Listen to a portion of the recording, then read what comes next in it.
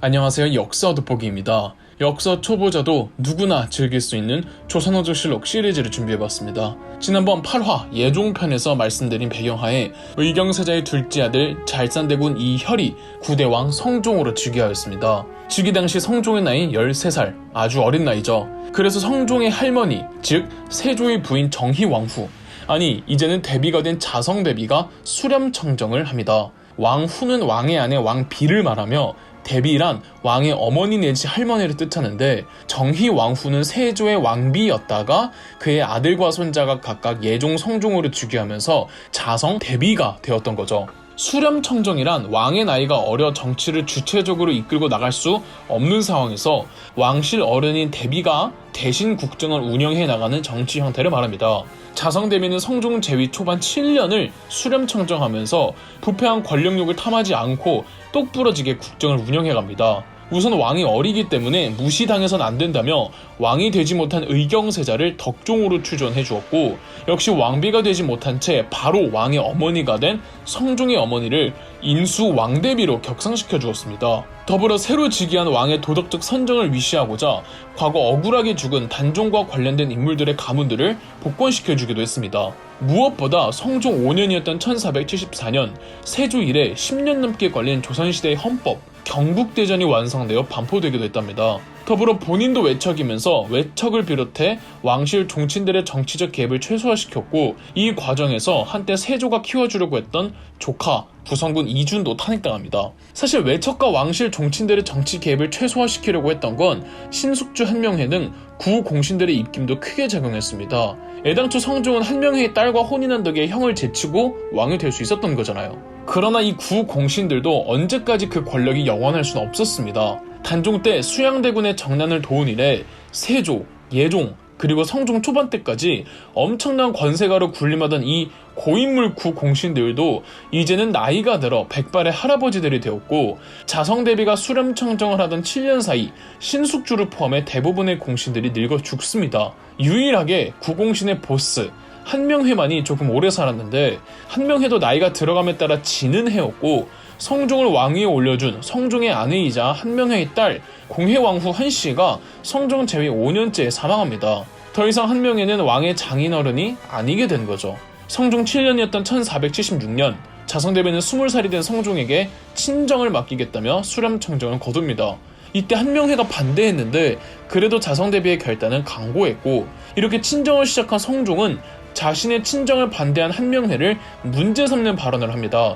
성종의 발언에 과거 남이를 배신한 유자광이 한명회의 불충을 벌하라는 상소문을 올리고, 여기에 감찰 기관들까지 다 나섭니다. 날아가는 새도 떨어뜨리던 한명회를 이젠 젊은 정치인들이 건드리는 수준까지 된 겁니다. 성종은 좋게 한명회가 사직을 내는 모양으로 한명회를 쳐냅니다. 이로써 공신들이 대부분 사라지게 되죠. 친정을 시작한 성종은 어떤 정책을 펼쳐나갔을까요? 성종은 여태까지 나온 왕들 중 유일하게 세자 시절을 겪지 않고 왕위에 올랐습니다. 그래서 할머니가 수렴청정을 하던 7년 동안 국왕 수업을 열심히 받는데요. 아무리 몸이 안 좋아도 자발적으로 수업과 경연에 참가할 정도로 성실했고, 성품과 효행으로 주변 평판이 아주 좋았으며 개인적으로 공부 자체를 상당히 즐겨했다고 합니다. 하나를 알려주면 열을 하는 똑똑이었고, 유교 경전에 대한 이해도가 어린 나이치고 수준급이었다고 하죠. 학문에 대한 애정만큼은 거의 세종대왕 젊은 수준이었다죠. 실제 성종은 자신의 롤모델 왕을 증조 할아버지인 세종대왕으로 삼았습니다.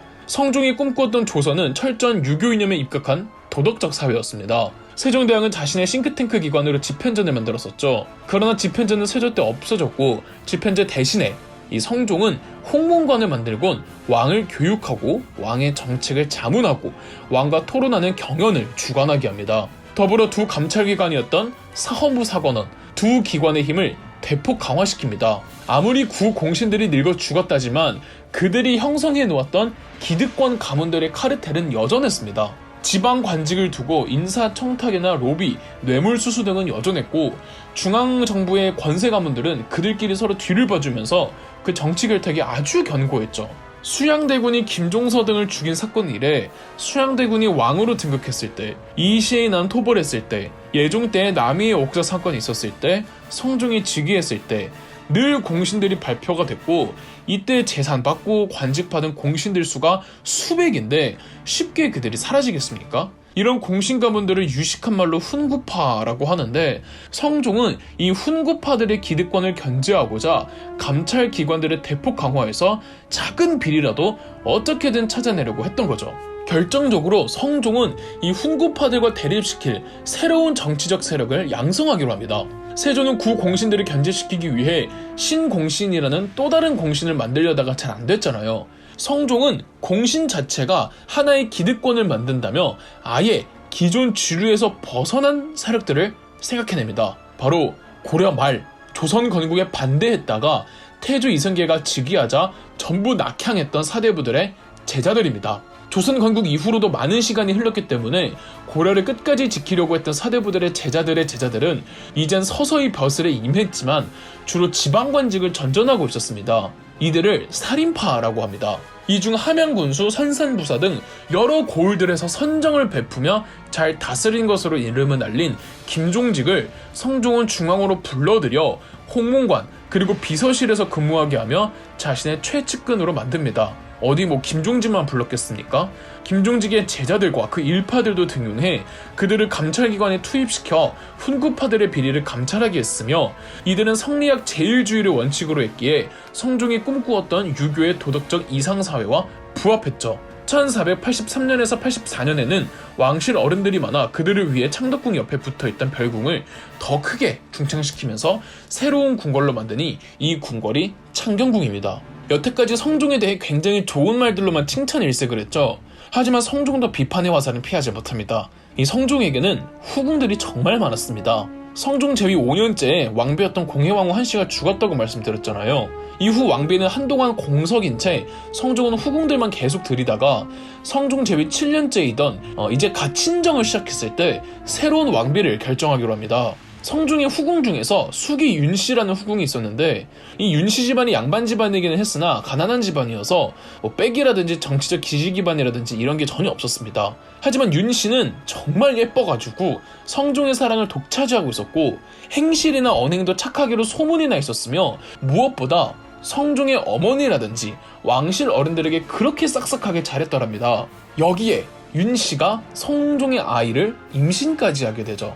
새롭게 왕비를 들이는 것보다는 후궁 중에 한 명을 왕비로 임명하는 게 낫다고 생각한 성종의 어머니 임수대비는 숙이 윤씨를 왕비로 삼습니다. 왕비가 된 후 윤씨가 출산을 하니 심지어 아들인 겁니다. 이 아들이 성종의 장남이었기 때문에 축하를 한 몸에 받았고, 조선 개국 이래 장남 세자 출신의 국왕들이 많지 않아서 그 아이는 온 신하들의 기대를 한 몸에 받았습니다. 그런데 왕비가 된 윤씨의 행동이 이전과 180도 달라집니다. 성종의 어머니 인수대비를 포함해 왕실 어른들에게 매우 불량하고 거만하게 대하는 거 하면 누군가를 저주하는 내용이 적힌 책과 심지어는 독약이 발견되기도 합니다. 이걸 발견한 건 다름 아닌 성종이기도 했고요. 그리고 윤씨는 다른 후궁들이 자기를 음해하려 했다는 헛소문을 퍼뜨리기도 합니다.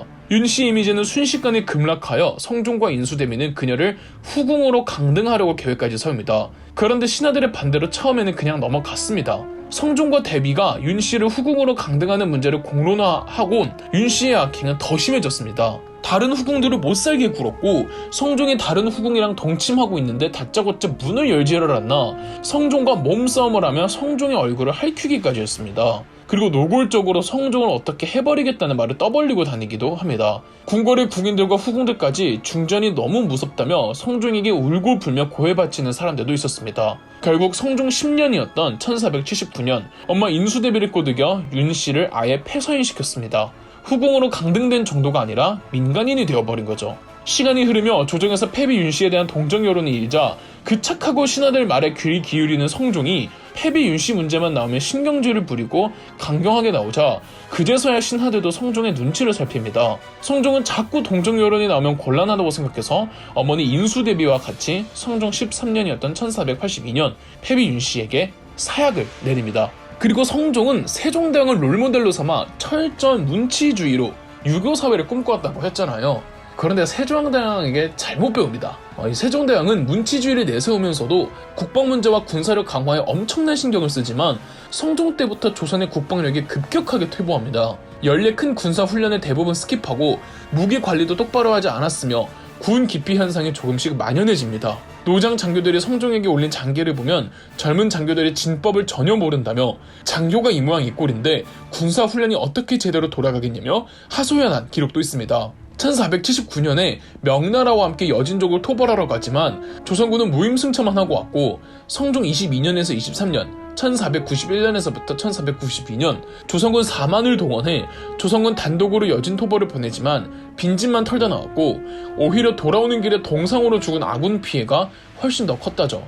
이렇게 겉으로는 태평성대 같지만 그 이면에는 많은 패단들이 쌓이던 성종은 재위 25년을 끝으로 1494년 사망합니다. 여담인데 성종은 개의 고양이는 물론 매, 물소, 원숭이, 낙타, 공작새 등을 궁궐에서 키울 정도로 엄청난 동물 애호가였다고 하고 또 키가 무슨 180에 이르는 장신이었다죠. 성종이 죽고 성종의 장남이었던 세자가 10대 왕이 되는데요. 그런데 이 10대 왕의 생모가 바로 사약을 먹고 죽은 패비 윤씨였죠. 맞습니다. 이 10대 왕이 연산군입니다. 그럼 역사 돋보기였습니다. 영상 재미있으셨다면 구독과 좋아요, 알림 설정까지 해주시면 감사드리겠습니다.